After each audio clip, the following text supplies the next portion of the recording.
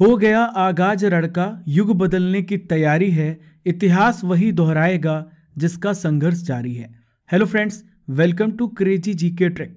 Daily current affair session में आज हम बात करेंगे 26 दिसंबर 2021 के इम्पोर्टेंट करंट अफेयर्स के बारे में।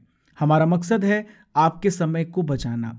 आपका समय बहुत कीमती है, इसलिए हम कम समय में ज़्यादा से ज़्यादा कंटेंट प्रोवाइड करने का प्रयास करते हैं। दोस्तों, यदि आपको उसका पीडीएफ चाहिए तो आप हमारी टेलीग्राम लिंक को ज्वाइन करके पीडीएफ को डाउनलोड कर सकते हैं, जिसका लिंक आपको डिस्क्रिप्शन बॉक्स में दिया गया है। देखिए, ये जो करंट अफेयर है ये भारत के सभी कॉम्पिटिटिव एग्जामिनेशन के लिए बहुत ज़रूरी है। लास्ट में मैं आपसे कुछ इंपॉर्टेंट क्वेश्चंस करूंगा जिसका आंसर आपको कमेंट बॉक्स पे करना है। देखिए फ्रेंड्स, आज का सबसे पहला इंपॉर्टेंट करंट अफेयर ये रहा। हाल ही में संयुक्त राष्ट्र सुरक्षा परिषद ने किस देश को सहायता प्राप्त करने के लिए एक प्रस्ताव अपनाया है? वेरी इंपॉर्टेंट क्वेश्चन, काफ़ी न्यूज़ में है ये। तो दोस्तों, अफगानिस्तान को मदद देने का प्रस्ताव रखा है। देखिए, अफगानिस्तान को सहायता क्यों दी जा रही है? इसे मानवीय राहत की सुविधा प्रदान की गई है और इसे सर्वसम्मति से संयुक्त राज्य अमेरिका द्वारा प्रस्तावित किया गया था और इस प्रस्ताव को मंजूरी भी मिल गई है। देखिए फ्रेंड्स, मैं आपकी जानकारी के लिए बता दूं, 10 दिसंबर को कौन सा दिवस मनाया जाता है? अंतर्राष्ट्रीय मानव अधिकार दिवस मनाया जाता है। तो देखिए, इसी दिन वर्ल्ड बैंक ने यह कहा है कि महीने के अंत तक यूनिसेफ और विश्व खाद्य कार्यक्रम को अफगानिस्तान में वितरण के लिए मानवीय राहत में $280 मिलियन प्रदान किए जाएंगे। देखिए फ्रेंड्स, यहाँ पे संयुक्त राष्ट्र सुरक्षा परिषद की बात आई है, तो मैं आपको सभी इंपॉर्टेंट डिटेल्स देने वाला हूँ। तो देखिए, संयुक्त राष्ट्र सुरक्षा परिषद का फुल फॉर्म क्या होता है? United nation security council. तो देखिए, यह संयुक्त राष्ट्र के 6 प्रमुख अंगों में से एक इम्पॉर्टेंट ऑर्गन है। इसका मेन फंक्शन क्या है? इसका मेन कार्य क्या है? अंतर्राष्ट्रीय शांति और सुरक्षा को सुनिश्चित करना। देखिए, इसकी स्थापना कब हुई थी? तो 24 अक्टूबर 1945 को इसकी स्थापना हुई थी। हर साल हम 24 अक्टूबर को यूएन डे मनाते हैं, ये बात याद रखिएगा। देखिए, इसमें कितने परमानेंट मेंबर्स हैं? तो इसमें 5 परमानेंट मेंबर्स हैं। तो 5 कंट्रीज़ की मैं आपको ट्रिक बता रहा हूँ। तो देखिए, कार में बॉयफ्रेंड, आप ऐसे याद रखिएगा, कार में बॉयफ्रेंड। तो देखिए, 5 कंट्रीज़ कौन कौन से हैं? सी से चाइना होगा, ए से अमेरिका, आर से रशिया, बी से ब्रिटेन, एफ से फ्रांस। तो देखिए, छोटी सी ट्रिक से आप सिक्योरिटी काउंसिल के 5 मेंबर के नाम याद कर लिए। देखिए, इसका मुख्यालय कहाँ पे है? तो यूएसए न्यूयॉर्क में इसका मुख्यालय, इसका हेडक्वार्टर है। देखिए फ्रेंड्स, अगला इंपॉर्टेंट करंट अफेयर आपके सामने रहा। हाल ही में किसके द्वारा army secure indigenous messaging application को लॉन्च किया गया है? तो देखिए, ये भारतीय सेना के द्वारा इसे लॉन्च किया गया है। आइए जानते हैं कि ये मैसेजिंग ऐप करेगा क्या, इसका क्या मेन फंक्शन है। देखिए दोस्तों, इसे असिग्मा भी कहा जाता है। यह एक मैसेजिंग एप्लीकेशन है जो भारतीय सेना के द्वारा लॉन्च किया गया है। तो देखिए, असिग्मा का मतलब क्या होता है? इसका फुल फॉर्म क्या होता है? Army secure indigenous messaging application. देखिए, इसका इंपॉर्टेंट टास्क है सेना में अधिक सुरक्षित तरीके से और गोपनीय तरीके से मैसेजिंग की जा सकती है इसकी मदद से। चलिए फ्रेंड्स, मैं आपको 2021 के इंपॉर्टेंट मोबाइल एप्लीकेशन के बारे में बता देता हूं जो आपके एग्जाम के लिए बहुत इंपॉर्टेंट है। सबसे पहले मैं बात करूंगा प्राण पोर्टल के बारे में। तो देखिए, पर्यावरण मंत्रालय के द्वारा शुरू किया गया है। देखिए, इसका पर्पज क्या है? तो इसका पर्पज है देश की वायु क्वालिटी यानी एयर क्वालिटी को सुधारना, इसका मेन ऑब्जेक्टिव है। नेक्स्ट है फ्रेंड्स, वाई ब्रेक। तो ये आयुष मंत्रालय के द्वारा शुरू किया गया है। देखिए, इसका क्या पर्पज है? तो इस एप्लीकेशन का नाम है योगा ब्रेक। दोस्तों, हमारी लाइफ बहुत बिजी है और बिजीनेस के बीच में थोड़ा सा समय निकाल कर हम योगा के कुछ आसन कर सकते हैं। तो इसके माध्यम से हम अपनी लाइफ को आसान बना सकते हैं। नेक्स्ट है फ्रेंड्स, युक्त धारा पोर्टल। तो देखिए, इसरो और ग्रामीण विकास मंत्रालय के द्वारा इसे शुरू किया गया है। इसका क्या ऑब्जेक्टिव है? तो दोस्तों, किसानों के डेवलपमेंट के लिए, किसानों के विकास के लिए, किसानों की मदद के लिए इस एप्लीकेशन को शुरू किया गया है। नेक्स्ट है उत्तराखंड भूकंप अलर्ट ऐप। तो देखिए, नाम से ही पता चल रहा है किस सरकार ने शुरू किया है? उत्तराखंड सरकार ने शुरू किया है। तो देखिए, पहले से भूकंप का ही अलर्ट दे देगा एप्लीकेशन। लास्ट में बात करेंगे सुगम्य भारत ऐप। तो इसे सामाजिक न्याय और अधिकारिता मंत्रालय के द्वारा शुरू किया गया है। देखिए, इस एप्लीकेशन में दिव्यांगों की जो प्रॉब्लम्स हैं, जो बुजुर्ग हैं उन सभी की प्रॉब्लम्स की लिस्टिंग यहाँ पे की जा सकती है और उसका सलूशन भी दिया जा सकता है इस एप्लीकेशन के माध्यम से। देखिए फ्रेंड्स, हमारा पहला नॉलेज बूस्टर आपके सामने है और आज हम डिस्कस करने वाले वेरी वेरी इंपॉर्टेंट संविधान सभा की प्रमुख समितियां एवं उनके अध्यक्ष। वेरी वेरी इंपॉर्टेंट, तो ध्यान से सुनिए। सबसे पहले बात करेंगे संघीय संविधान समिति। तो देखिए, जवाहरलाल नेहरू इसके अध्यक्ष थे और भारत के पहले प्रधानमंत्री जवाहरलाल नेहरू जी थे। नेक्स्ट है प्रांतीय संविधान समिति। तो सरदार वल्लभ भाई पटेल, प्रांतों को जोड़ने का कार्य इनका था और आपको पता है ये भारत के लौह पुरुष कहे जाते हैं, बिस्मार्क ऑफ इंडिया कहे जाते हैं। नेक्स्ट है संघ शक्ति समिति। तो इसके भी अध्यक्ष जवाहरलाल नेहरू जी थे। नेक्स्ट है फ्रेंड्स संचालन समिति। तो ये है राजेंद्र प्रसाद। देखिए, संविधान सभा के परमानेंट अध्यक्ष 11 दिसंबर 1946 को राजेंद्र प्रसाद जी को बनाया गया था। नेक्स्ट है झंडा समिति। तो जेबी कृपलानी झंडा समिति के अध्यक्ष बनाए गए थे। लास्ट में बात करेंगे मूल अधिकार व अल्पसंख्यक समिति। तो देखिए, ये फंडामेंटल राइट्स के लिए काम करती थी कमेटी और सरदार वल्लभ भाई पटेल इसके अध्यक्ष, इसके प्रेसिडेंट थे।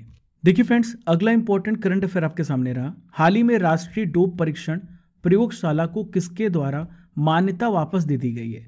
तो हाल ही में वाडा के द्वारा इन्हें वापस से मान्यता मिल गई है। तो देखिए, डोपिंग टेस्ट क्या होता है आप सोच रहे होंगे, तो आइए मैं आपको सभी डिटेल्स देता हूँ।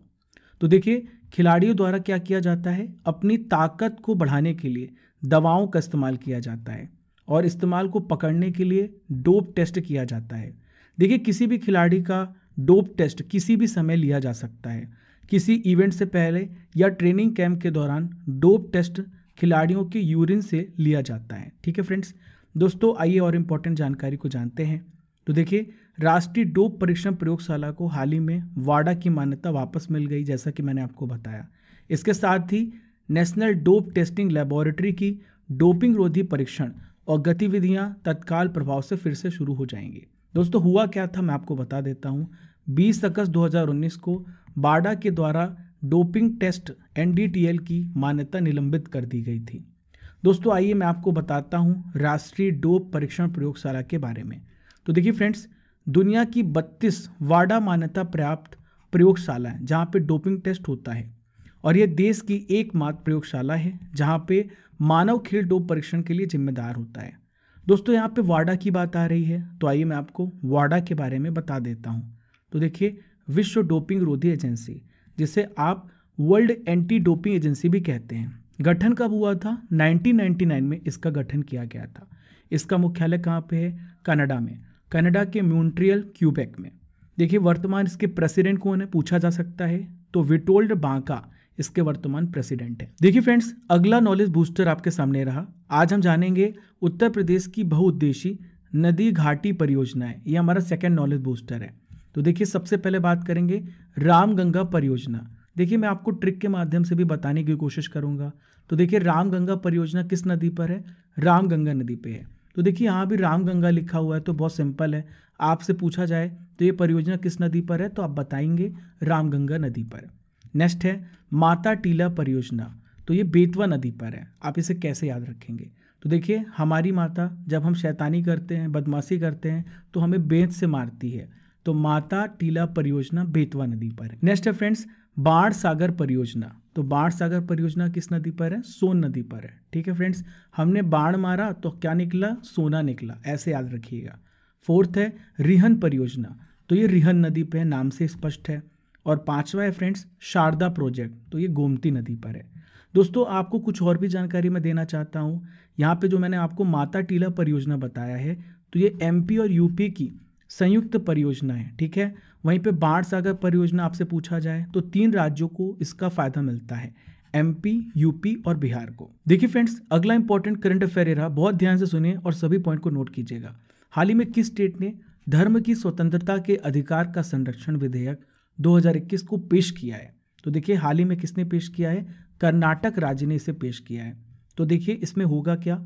इस विधेयक में जबरदस्ती से या धोखाधड़ी से या लालच देकर या गलत बयान देकर या शादी के माध्यम से, इन सभी मीडियम से एक धर्म से दूसरे धर्म में धर्मांतरण पर रोक लगेगी। ठीक है, इस पे अंकुश लगेगा। देखिए फ्रेंड्स, और भी स्टेट ने ऐसे कानून को पारित किया है, जिसमें छत्तीसगढ़ है, गुजरात है, हिमाचल प्रदेश है, झारखंड, एमपी, उड़ीसा, यूपी, उत्तराखंड और अरुणाचल प्रदेश है। ठीक है फ्रेंड्स। देखिए फ्रेंड्स, नेक्स्ट इंपॉर्टेंट क्वेश्चन आपके सामने रहा, बहुत ध्यान से सुनिए और सभी पॉइंट को नोट कीजिए। हाल ही में सुशासन दिवस, गुड गवर्नेंस डे कब मनाया गया? तो देखिए हाल ही में ये 25 दिसंबर को मनाया गया। देखिए सुशासन दिवस किसकी याद में मनाया जाता है? तो भारत के पूर्व प्रधानमंत्री माननीय प्रधानमंत्री अटल बिहारी वाजपेयी जी की जयंती पर मनाया जाता है। बहुत रिस्पेक्ट है इनके लिए हमारे दिल में। दोस्तों 25 दिसंबर को ये मनाया जाता है क्योंकि 25 दिसंबर 1924 को इनका जन्म ग्वालियर मध्य प्रदेश में हुआ था। ठीक है दोस्तों, इसकी शुरुआत कब से हुई है? तो 2014 में इसकी स्थापना की गई थी, तब से हर साल इसे मनाया जाता है। देखिए फ्रेंड्स, यहाँ पे अटल बिहारी वाजपेयी जी की बात आई है, तो आइए इनके बारे में कुछ इंपॉर्टेंट डिटेल्स को समझते हैं। तो देखिए अटल बिहारी वाजपेयी जी हिंदी कवि थे, पत्रकार थे और एक प्रखर वक्ता थे। बहुत ही वर्सेटाइल इनकी कैरेक्टरिस्टिक्स हैं और इनकी लाइफ के बारे में जाने तो उतना ही कम है।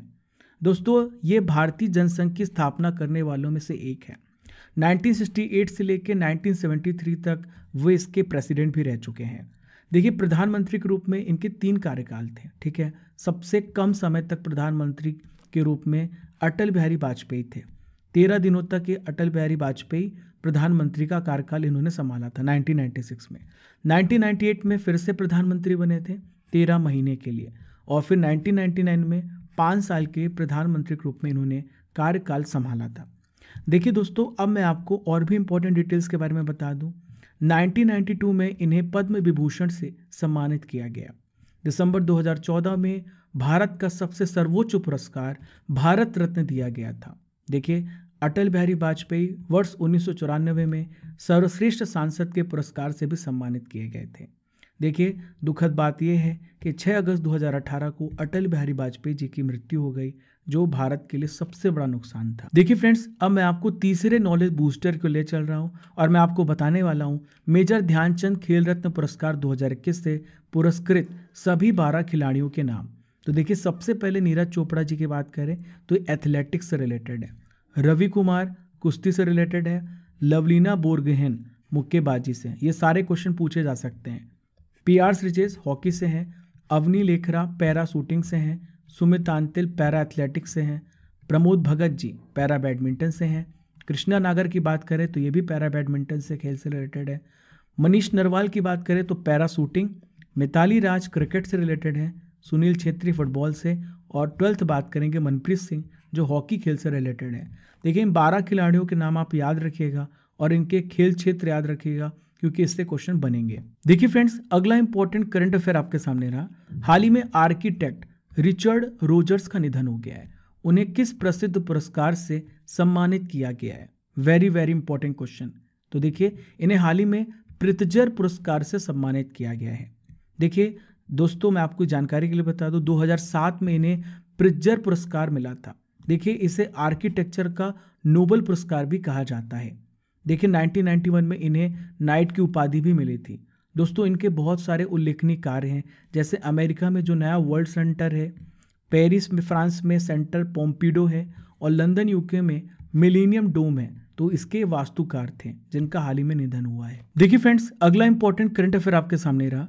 हाल ही में मदर टेरेसा मेमोरियल अवार्ड से किसे सम्मानित किया गया है?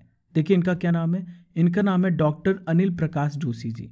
तो देखिए इस वर्ष पद्म भूषण से सम्मानित पर्यावरणविद डॉक्टर अनिल प्रकाश जोशी को सामाजिक न्याय 2021 के लिए मदर टेरेसा मेमोरियल अवार्ड से सम्मानित किया गया है।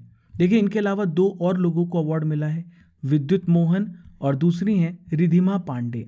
तो दोस्तों अर्थ शॉर्ट प्राइज विजेता है विद्युत मोहन और उत्तराखंड की युवा पर्यावरण कार्यकर्ता है रिधिमा पांडे। इन दोनों को भी यह पुरस्कार मिला है। देखिए पुरस्कार किसके द्वारा दिया जाता है? तो यह पुरस्कार हार्मनी फाउंडेशन के द्वारा दिया जाता है। किनको दिया जाता है? ऐसे व्यक्ति या संगठन को दिया जाता है जो पर्यावरण के लिए कार्य करते हैं, जो पर्यावरण की स्थिरता को बढ़ाने का कार्य करते हैं, पर्यावरण का संरक्षण करते हैं। देखिए फ्रेंड्स, अगला इंपॉर्टेंट करंट अफेयर आपके सामने रहा। किस भारतीय खिलाड़ी ने यूरोपियन देश मॉन्टेनिग्रो में हुई स्कीइंग की अंतर्राष्ट्रीय प्रतियोगिता में ब्रॉन्ज मेडल जीत लिया है? देखिए इनका क्या नाम है? इनका नाम है आंचल ठाकुर। दोस्तों भारत के लिए इन्होंने इतिहास रच दिया है और ब्रॉन्ज मेडल जीता है। इसके अलावा इन्होंने पहले भी बहुत अच्छे कारनामे किए हैं। 2018 में टर्की में स्कीइंग की अंतर्राष्ट्रीय स्पर्धा में ब्रॉन्ज मेडल जीता था। देखिए आंचल ठाकुर की बात करें फ्रेंड्स, तो स्कीइंग के क्षेत्र में अंतर्राष्ट्रीय प्रतियोगिता में 2 ब्रॉन्ज मेडल जीतने वाली पहली महिला खिलाड़ी बन गई हैं। देखिए स्कीइंग होता क्या है आप सोच रहे होंगे, तो आइए मैं आपको बता देता हूँ।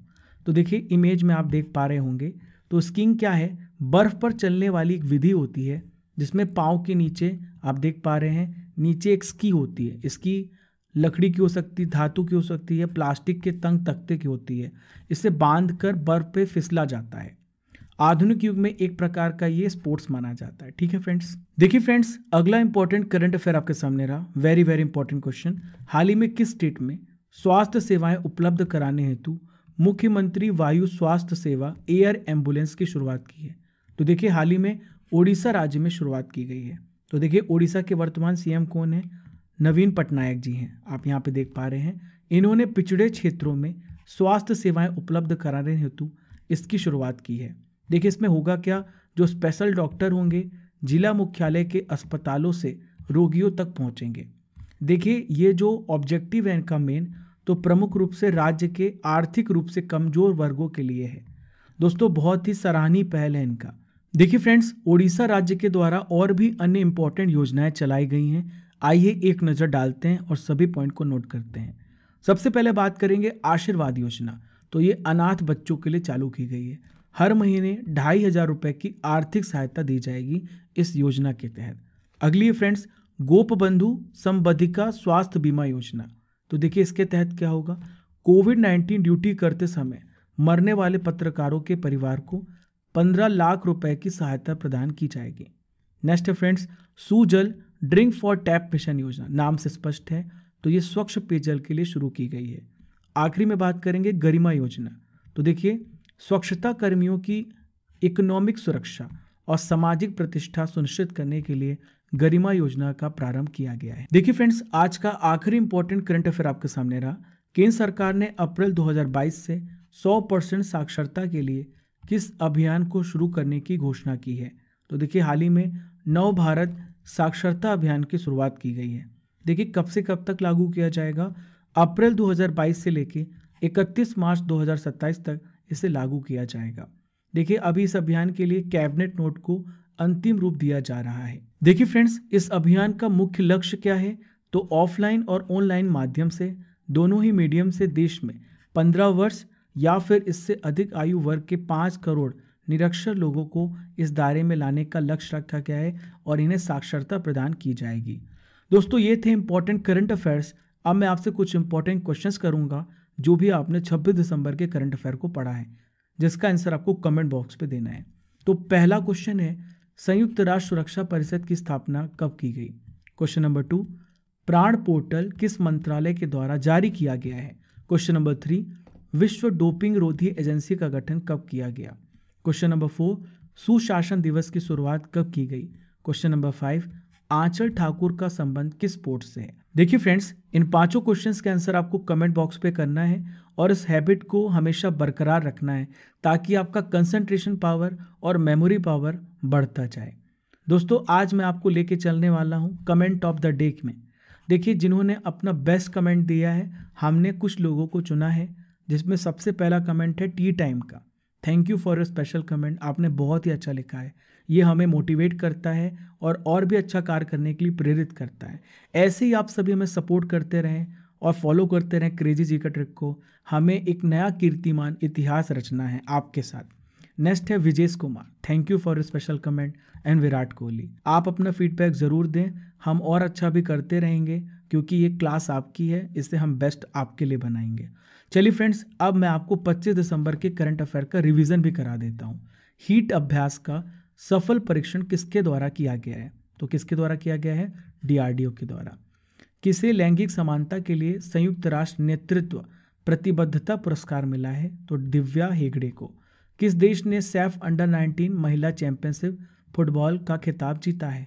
तो किसने जीता है? बांग्लादेश ने। ठीक है फ्रेंड्स। नेक्स्ट है, किस राज्य सरकार ने शक्ति आपराधिक कानून विधेयक 2020 को पारित किया है? तो हाल ही में महाराष्ट्र राज्य ने इसे पारित किया है।